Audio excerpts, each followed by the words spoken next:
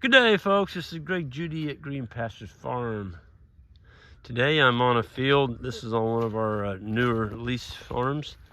And this was traditionally, it always has been, pasture. I can remember years ago, many years ago, I guess that would be, gotta tell you how old I am, half a century ago, 50 years ago, I used to come over here. I knew the guy that owned this, and I bow hunted over here. And there's a guy that came in here and plowed this whole farm. This was plowed. And he tried to grow corn one year, and then the next year they tried to grow soybeans. And the corn got about 3 inches long, the ears. The ones that made, most of the stalks didn't even have a ear of corn on them. It's poor ground. It's not cropland. It's poor ground, it's clay.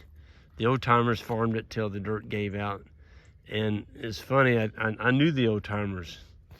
I remember back in the 70s visiting with them. And at that time, some were 80 to 90 years old. And so they would have been born in like 1880, 1890. And they said, yeah, Greg, we'd get at 40 out there at Rucker. This is where we live, Rucker, Missouri. And yeah, we'd put the plow to it with the mules, and that first year you might get an ear that was, 5-6 inches long. The next year it was about the size of your little finger. And he said the darn soil always went sour on us. We couldn't figure out why it went sour. And I'm like, it didn't go sour. I didn't say that to them. But even as a young guy, I knew it didn't go sour. It went south. Yep, it's all down the Mississippi Delta. They plowed these ridges and lost all the topsoil. It gone, went down the creek and ended up in the Mississippi, down Louisiana. Okay, they don't need it down there, but they got it. Anyway, so that's what we're starting with here. And so Gary, the new owner, he bought this from the guy that was row cropping it, and Gary put it back to grass. And he put in some water. There's a water tank over there. And there was a wire from that water tank, that blue water tank, all the way over to here. Single high tensile wire, had a gate.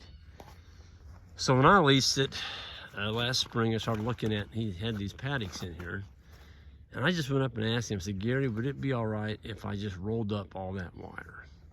Get those paddocks taken up.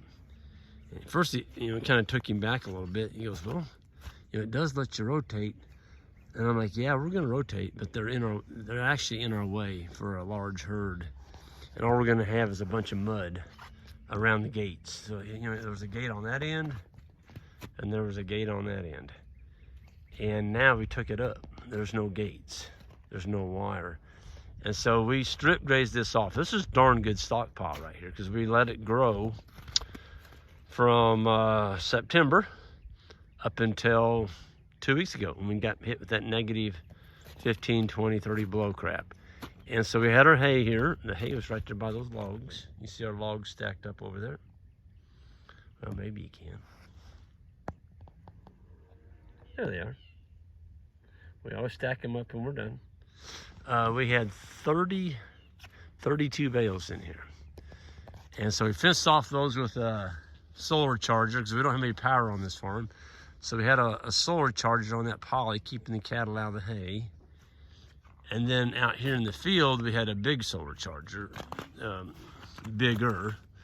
And that was the one that was powering our fence each day. And our water's over by the lake.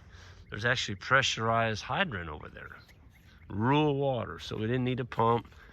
We had pressure, you don't need any electricity. You just hook onto the hose, and with Russ Wilson brass water valve set up over there, it worked really nice.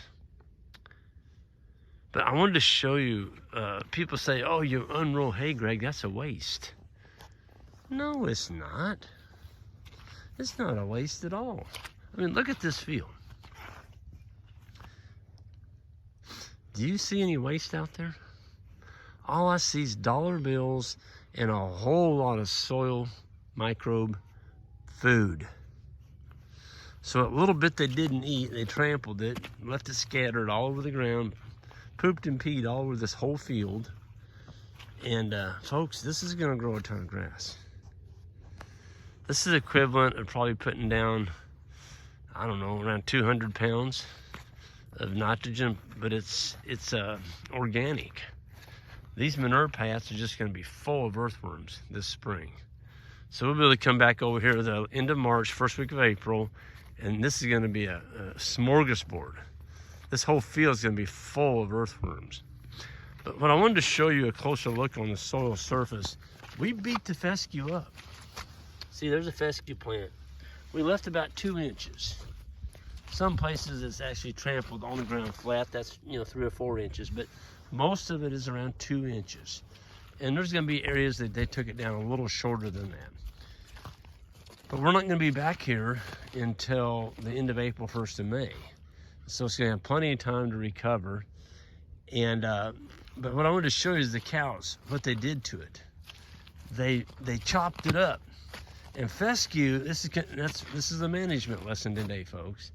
For Kentucky 31 fescue, it's the end-of-fight infected fescue. Everybody hates it, they curse it because it's terrible on livestock and such and such and such. And I'm like, no, you just don't know how to manage it.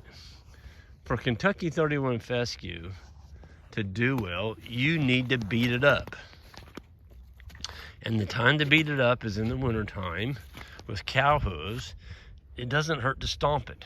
Get it stomped a little bit like this. And it will come back. It's going to be super vegetative. You're going to have a lot more diversity. You're going to have more grasses and legumes. And this is just perfect to frost seed. This is a new farm. It doesn't have hardly any clover on it. It just doesn't.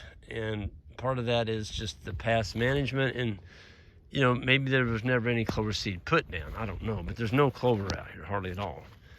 And so this would be a perfect spot to put the spin seeder on our ATV and put on about 3 pounds. 3 pounds of red clover, you know, and get an inoculant. Buy the inoculant. Just put a bag of inoculant in your bag before you spread it and spin it on here. I can spin this whole farm in, oh shoot, probably an hour. 80 acres. I can get 80 acres in about an hour. Because see, I'm hitting 32 feet in one pass. And I'm driving, I'm doing about 15 miles an hour. So I'm cranking, I'm cruising, okay? And you want to do that. I don't want to do it now, it's too early. This is the 3rd week of January, and it tickles me. Some of these people on YouTube, they don't have a clue. They're after putting clover seed down in January, like, what are you doing? That's just stupid. You know, get closer to spring, the 3rd week of February, when you get the freeze thaw. The freeze thaw action of the soil actually works the clover seed down in there. You don't get freeze thaw in January very much. You get a little bit, but not like you do in February. The ground gets really soft and pliable in February, and that's a great time to put your clover seed down. We don't normally put it down, but this is a brand new farm, and I'm seriously thinking about it. Just one time. See, once I get it in here, I won't have to do it again. Because we have such a long recovery period in the fall that all the clover that does come up will have a hard black seed head on it in the fall. And it naturally reseeds. And that's because one good clover seed head in September is going to have anywhere from, I've counted, from 30 to 65 seeds in one clover seed head. Okay, so let it get mature and get some black seed on it, and then the cows will stomp that in the ground for you. They'll eat some of it and spread it through the manure, and you've got clover the rest of your life. You don't have to be spreading it anymore. There's robins. Somebody said robins went south. I don't know. I've been seeing robins. I know we're not close to spring. This is January. But every time I think of a robin, I think of, spring. But it's not spring. But I just love the way this looks. I mean, I really do. You can't hardly put your foot down without getting in a manure pad. So tell me this. Why would you want to get a sacrifice lot which is an area on your farm you lock the cows down in for, you know, all winter. And that's where you feed all your hay and feed all your animals in that one area. It gets all mucked up. They're laying in manure. They get manure frozen on their hair. They're exposed to all kinds of parasites. They're cold when the manure gets frozen into their hair coat. They can't stay warm when it gets cold. It's just a mess. You're not going to grow any grass in that sacrifice area. Why wouldn't you do this? I mean, why wouldn't you? Look at this. Folks, you're feeding your animals, you're fertilizing your soil, keeping the animals clean and healthy, all at the same time. Oh, and at the end of the day, there's actually a profit to be made. Isn't that a rare occurrence? I thought that was the objective of every operation or any company, was to make a profit.